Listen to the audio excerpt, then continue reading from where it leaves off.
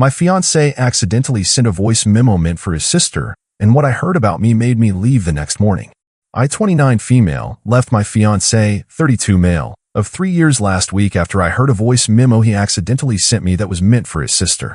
I'm writing this from my best friend's guest room, surrounded by hastily packed suitcases, trying to figure out how my entire life imploded in the span of 24 hours. Ethan and I met through mutual friends at a housewarming party. He was charming, intelligent, and we connected immediately over our shared love of hiking and indie films. Our relationship progressed quickly, moving in together after a year, getting engaged on our second anniversary. The wedding was set for next spring. We'd already booked the venue, sent save the dates, chosen our wedding party. I was shopping for dresses with my mom next weekend. There were no red flags. At least, none that I recognized. We argued occasionally like any couple, but nothing major. He got along with my family. I got along with his, especially his younger sister Megan, who I genuinely considered a friend. We talked about having kids, bought furniture together, planned vacations for next year. Everything seemed perfect.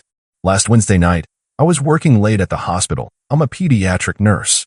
Ethan texted that he was having dinner with Megan to discuss some wedding stuff. I thought nothing of it. They're close, and Megan was my maid of honor. I was exhausted after my shift and fell asleep almost immediately after getting home around midnight. Ethan wasn't home yet, but that wasn't unusual when he was out with friends or family. The next morning, I woke up to my phone buzzing with a notification. Ethan had sent me a voice memo at 1:23 a.m. I assumed he'd recorded a sweet goodnight message when he got home and saw I was asleep. He did that sometimes, little audio notes telling me he loved me or reminding me of inside jokes. I smiled as I pressed play, still groggy with sleep. What I heard changed everything. Hey Megs, just driving home now. God, dinner was exactly what I needed. I've been feeling so suffocated lately. Sarah's just so. I don't know. Not who I thought she was when we started dating. My heart stopped. He continued, his voice slightly slurred. He'd obviously been drinking. The closer we get to the wedding, the more I realize I'm just settling. She's fine, you know? Reliable. She'll be a good mom. But there's no excitement anymore. Nothing like what I had with Kristen. Kristen, his ex from before we met. The one he claimed was ancient history. Sometimes I wonder if I proposed because it seemed like the next logical step, not because I'm madly in love. Don't get me wrong, I care about her. But marriage? Forever?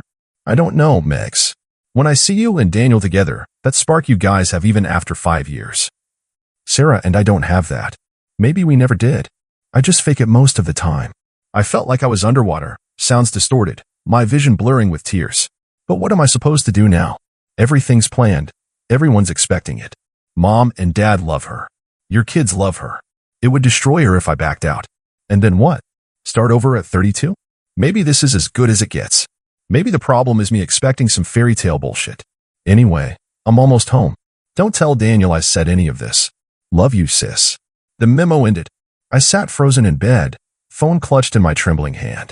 I played it again, hoping I'd misheard, hoping this was some cruel joke. But there was no mistaking his voice, his words, the clear disappointment he felt when thinking about spending his life with me. I was just fine, reliable, someone he was settling for. I checked my phone again and saw there was a text from Ethan sent a minute after the voice memo. Shit, wrong person. Ignore that, it was meant for Megan. I'm exhausted and mixed up the contacts. Then another text. Sarah? You up? Please call me. And another. Baby, I'm so sorry. I was drunk and just venting. None of that was real. Please call me before you listen to it. But it was too late. I'd already heard every word. My hands were shaking so badly I could barely hold my phone. My throat felt tight, like I might suffocate on the betrayal rising inside me. 3 years of memories flashed through my mind. All those moments I thought we were blissfully in love. All those times he looked into my eyes and promised forever. Had he been faking it even then? I slipped out of bed and walked to the bathroom on unsteady legs. The woman in the mirror looked like a stranger. Pale face, red-rimmed eyes, a bewildered expression that seemed to ask, how did I not know?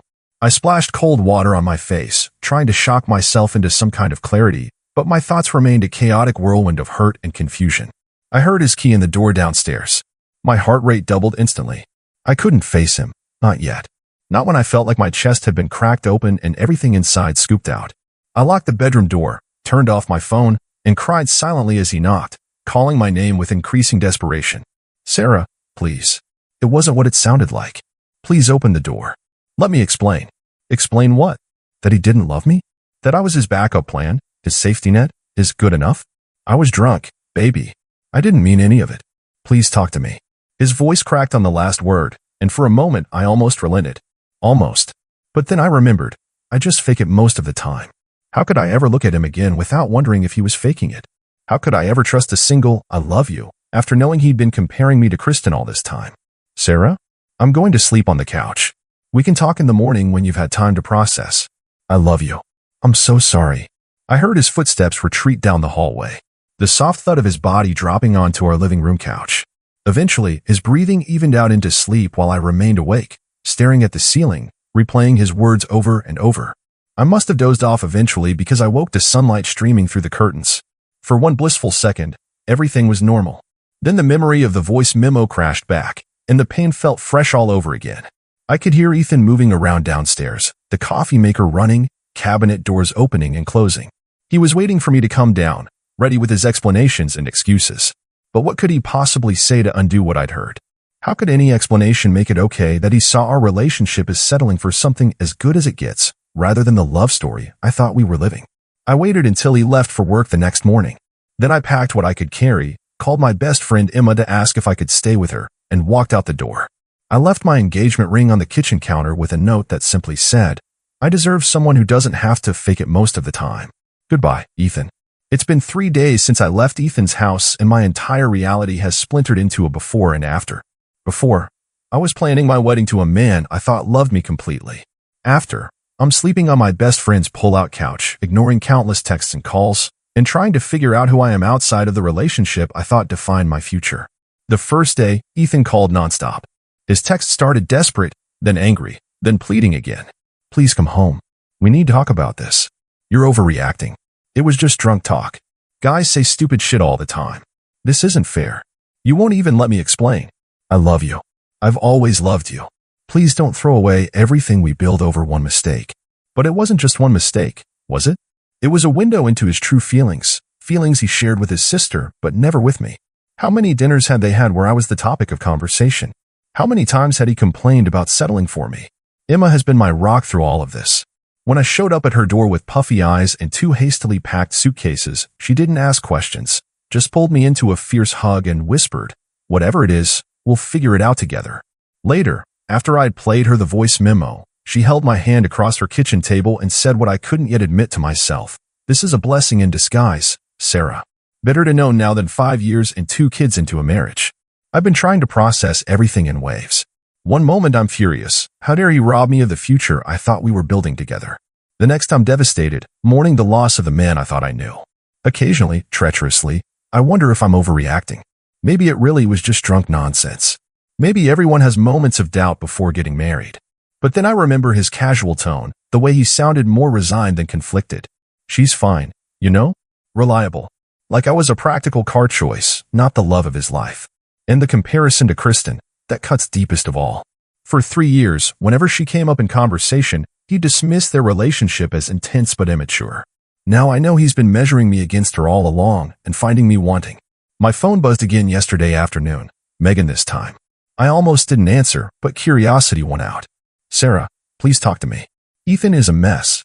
He made a terrible mistake. The mistake was sending the memo to me instead of you, I replied. Not how he actually feels. It's not that simple, she wrote back. He was stressed and drunk and just spiraling. He doesn't mean any of it. Did you know? All this time, did you know he felt this way about me? There was a long pause before her response came through. He's never talked like that before. I was shocked too. I think he's just freaking out about the wedding. I wanted to believe her. Part of me still does. But then I remember his voice, so casual, so honest. I just fake it most of the time. How can you come back from hearing something like that?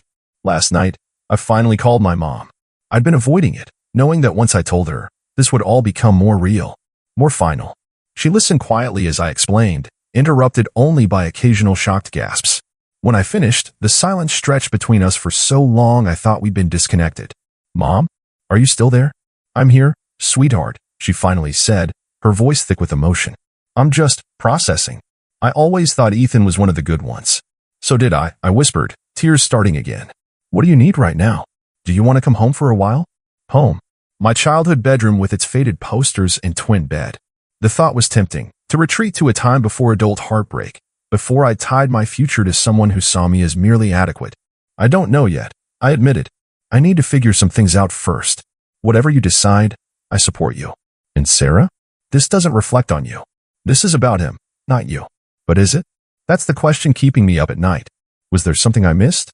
Some sign that Ethan was unhappy? Did I ignore red flags because I was so in love with the idea of our life together? I've been replaying our entire relationship in my head, searching for moments where the mask slipped, where faking it might have been obvious if I'd been paying attention. Our sex life had dwindled a bit over the past year. Was that because he wasn't attracted to me anymore? He'd been working late more often. Was he avoiding coming home to me? Last month, when I suggested we start trying for a baby after the wedding, he'd seemed hesitant. Was that because he didn't want to be tied to me forever? Or am I just torturing myself, rewriting our history through the lens of his betrayal? This morning, Ethan showed up at Emma's door with coffee and my favorite pastries from the bakery across town. Emma intercepted him on the porch. "She's not ready to see you," I heard her say through the window. "I just need 5 minutes," he pleaded. "I need to explain." "Explain what, exactly?" Emma's voice was icy. "I heard the recording, Ethan. We all did. It wasn't real," he insisted. "I was drunk and talking shit. Guys do that. It doesn't mean anything. If it didn't mean anything, why say it at all? To your sister, of all people." He had no answer for that. After he left, Emma came inside, sat beside me on the couch, and took my hand. "What do you want to do about the wedding?" she asked gently. The wedding. God, I hadn't even thought about the practical aspects of all this. The deposits we'd lose. The guests we'd need to inform. The dress I'd never wear. "I guess I have to cancel everything," I said, the reality of it landing like a physical blow. "You don't have to do anything today," Emma assured me. "And you don't have to do it alone." She's right, of course. But there's a part of me that can't help feeling like I'm living in some cruel alternate reality. A week ago, I was excitedly comparing bridesmaid dress swatches and finalizing our honeymoon plans. Now I'm hiding out at my friend's apartment, trying to figure out how to untangle 3 years of shared life, shared friends, shared dreams. Do I fight for us? Could we recover from this? Or would I spend the rest of my life wondering if he's faking it every time he tells me he loves me? Tonight, I finally turned my phone back on and texted Ethan. "I need time to think. Please respect that and give me space. I'll reach out when I'm ready to talk." His response was immediate. "I love you. I'll wait as long as it takes." But the words that once would have comforted me now ring hollow. Because I know what he says when he thinks I'm not listening. And I can never unhear it. Update, 2 weeks later. It's been 15 days since I heard the voice memo that shattered my world. 15 days of staying with Emma, ignoring Ethan's increasingly desperate attempts to contact me, and trying to rebuild some sense of self outside of Ethan's fiancé. Yesterday, I finally agreed to meet him. Not because I'd forgiven him, but because I needed closure. We met at a neutral location, a coffee shop downtown where neither of us were regulars. I arrived first, deliberately choosing a table in the corner with clear sightlines to the exit. An escape route, just in case. When Ethan walked in, my heart lurched traitorously in my chest. He looked terrible, unshaven, dark circles under his eyes, clothes wrinkled like he'd slept in them. For a moment, I felt a flicker of sympathy. Then I remembered his words. "I just fake it most of the time." He sat across from me, hands wrapped around his coffee cup like he needed the warmth. Neither of us spoke for a long moment. "Thank you for meeting me," he finally said.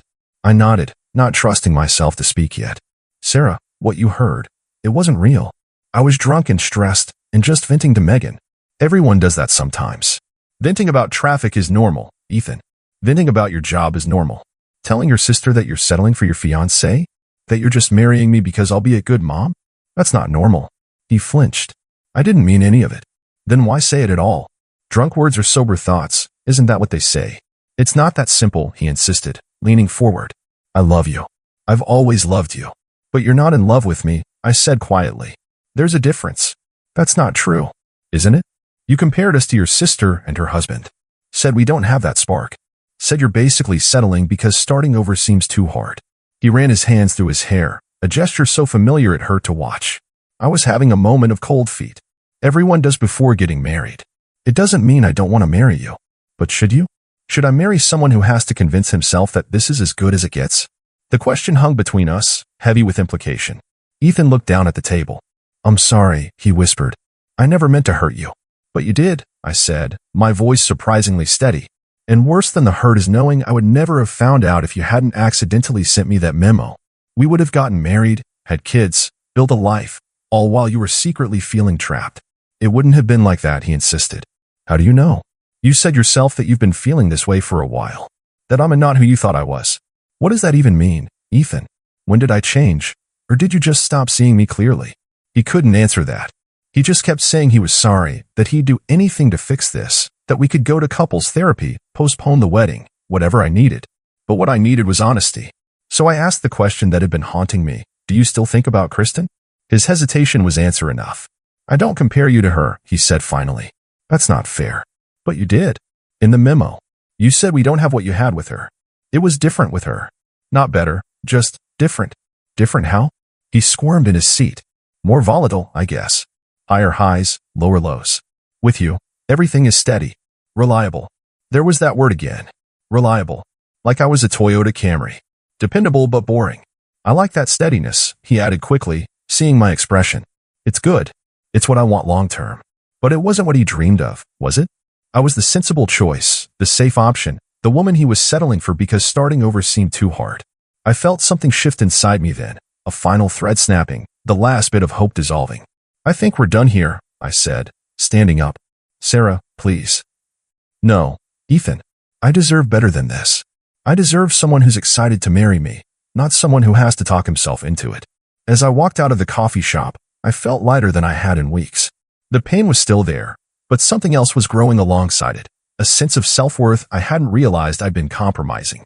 When I got back to Emma's, I found a large envelope waiting for me. Inside was a letter from Megan. My heart pounded as I opened it, bracing for more defense of her brother, more attempts to minimize what he'd said. Instead, I found an apology. Sarah, I'm so sorry. What Ethan said was inexcusable, and I should have called him on it that night instead of just listening. The truth is, he's been struggling with commitment anxiety ever since our parents' messy divorce last year. That doesn't excuse what he said about you, but I thought you should know there's context I didn't share with you. Their parents' divorce? Ethan had mentioned they were separating, but he'd brushed it off as amicable and a long time coming. He never said it was affecting him deeply. Another thing he'd kept from me while confiding in his sister. The letter continued. I also want you to know that in the 3 years you've been together, that dinner was the only time he ever expressed doubts. Usually, he talks about how lucky he is to have found you. I think he got scared and convinced himself he was somehow repeating our parents' mistakes. Again, not an excuse, just context. I folded the letter carefully and put it back in the envelope. It didn't change anything, not really. But it helped me understand that Ethan's issues weren't a reflection of my worth. They were his own demons to battle. Today, I signed a lease on a small apartment near the hospital. It's tiny and the kitchen needs updating, but it's mine. A fresh start. I've also begun the painful process of canceling wedding arrangements. Each call feels like ripping off another bandage, but also like reclaiming pieces of myself. My dress appointment? Canceled. The venue? Deposit forfeited. The flowers? Rerouted to a local nursing home. This isn't the ending I imagined for us, but maybe it's the beginning I needed for myself. Update, 3 months later. It's strange how life can simultaneously move both too quickly and too slowly after a major upheaval. These past 3 months have been a blur of establishing routines in my new apartment, throwing myself into work, and trying to rediscover who Sarah is when she's not defined by her relationship with Ethan. I got a promotion at the hospital last month, pediatric nursing coordinator, a position I'd been eyeing for years but somehow always found reasons to put off pursuing. The wedding planning takes so much time, I told myself. We might start trying for a baby soon after. It's embarrassing to realize how much I'd subconsciously limited my own ambitions to fit around a future that was never as solid as I believed. The first month in my apartment was the hardest. I'd wake up reaching for Ethan, momentarily confused by the unfamiliar surroundings. The silence was deafening after years of sharing space. No one else is breathing, no coffee maker running downstairs, no gentle arguments about whose turn it was to walk the dog. Ethan kept Bruno, our golden retriever. It made sense. The house has a yard, and I work longer hours. But I miss that dog almost as much as I miss Ethan some days. Speaking of Ethan, we've established a fragile sort of peace. After one final, 4-hour conversation where we both said things that had needed saying for years, we agreed to a clean break. No friendship, no casual check-ins, no social media connections. It was too painful, too fraught with what-ifs and might-have-beens. In another life, we could have been happy, he said as we parted. I really do love you, Sarah. I know, I replied. Just not enough. Or not in the right way. He didn't argue, which told me everything. Megan reached out a few weeks after that. asking if we could still be friends despite everything. I appreciated the gesture, but it felt impossible. She'd always be his sister first, and every conversation would be a minefield of avoided topics. Some relationships are collateral damage and breakups, and this was one of them. My mom comes to visit every other weekend, bringing home-cooked meals and helping me slowly transform the apartment into a home. She never says, "I told you so," even though she had expressed gentle concerns about how quickly Ethan and I moved in together, how young we were when we got engaged. Instead, she helps me hang artwork and suggests paint colors and reminds me that heartbreak, like everything else, is temporary. Last week, I ran into Kristen, Ethan's ex, the one he compared me to in that fateful voice memo. It was at a local brewery where my nursing school friends and I were celebrating a colleague's birthday. I recognized her immediately from old photos Ethan had never quite gotten around to removing from his Facebook. She was with a group of women, laughing loudly, her hair shorter than in the pictures, but her smile just as bright. For a moment, I considered leaving. Then curiosity won out, and I approached her as she stood alone at the bar waiting for drinks. "This is going to sound bizarre," I said, "but I'm Sarah. I was engaged to Ethan Walker." Her eyes widened in recognition. "Oh my God, Sarah. I've heard so much about you." Then, realizing how that sounded, "All good things, I promise." An awkward silence fell between us. I wasn't sure what I'd expected from this encounter. Validation that she was somehow less than me? Confirmation that she was indeed the exciting, passionate alternative to my steady reliability? Instead, I found myself faced with just another woman, one who had her own history with the man who broke my heart. "I just wanted to say hello," I said lamely. "This is weird. I shouldn't have it." "No, it's fine," she said quickly. "Actually, can I buy you a drink? I feel like we might have some interesting conversations." And so we did. For 2 hours, Kristen and I sat in a corner booth and compared notes on the man we both loved. She told me about their volatile relationship, how passionate but unstable it had been, how they'd broken up and gotten back together 6 times in 3 years. He was always looking for something, she said, nursing her beer. Some perfect relationship that doesn't exist. With us, it was all drama and make-up sex and grand gestures. When it was good, it was incredible. When it was bad, well, it was a nightmare. With us, it was steady, I said. Reliable. I couldn't keep the bitter edge from my voice. She looked at me thoughtfully. "You know, he used to talk about that with such admiration. How you were his rock, how he'd never felt so secure with anyone. Until he didn't want security anymore. Or until he convinced himself he didn't," she countered. "Ethan's got issues, Sarah. His parents' marriage was a disaster, and he grew up thinking relationships had to be full of passion and conflict to be real. Then he found something healthy and stable with you, and part of him couldn't trust it. Couldn't believe it would last. It was strange, receiving this insight from someone who had once been my subconscious rival. Stranger still to realize that what I perceived as my inadequacy, my steadiness, my reliability, had initially been what drew Ethan to me. For what it's worth, Kristen said as we parted ways, I think he made a huge mistake. And someday he'll realize it. Tonight, as I write this from my tiny balcony, watching the sunset paint the city golden, I'm struck by how differently I feel about that voice memo now. 3 months ago, it was a devastating betrayal, proof that I wasn't enough. Now I see it for what it was, a moment of weakness from a man struggling with his own demons, his own inability to recognize the value of what he had. I still have bad days. Days when I miss our easy companionship, our shared jokes, the future we'd planned together. Days when I pass by wedding shops and feel a stab of what might have been. But those days are growing fewer, the pain less acute. If I could go back to that morning when I first heard Ethan's voice saying those awful things about me, I wouldn't change my response.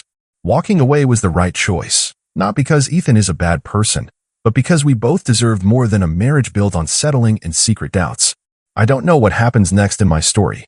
For the first time in years, my future isn't mapped out in joint decisions and compromise. It's just mine, terrifying and thrilling in equal measure. But I do know this.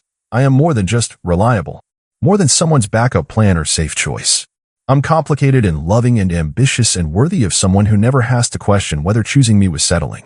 And for now, that knowledge is enough to carry me forward, one day at a time, into whatever comes next.